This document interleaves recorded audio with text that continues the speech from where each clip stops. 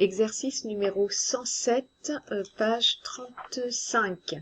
Donc dans ce numéro 107, on retrouve le principe du numéro 74, du numéro 76, notamment pour exprimer en termes d'inégalité ou de valeur absolue nos ensembles.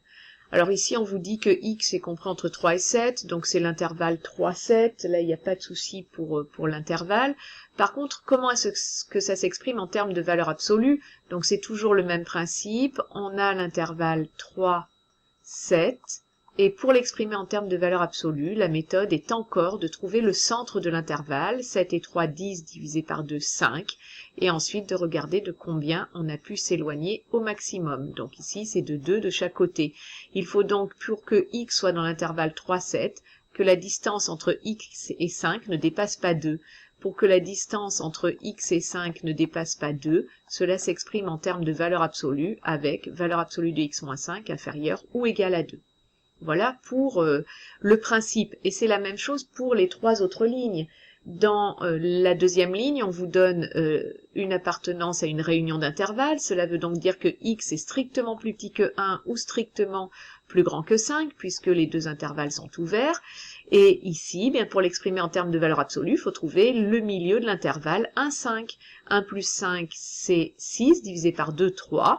Et donc le milieu de l'intervalle, c'est 3.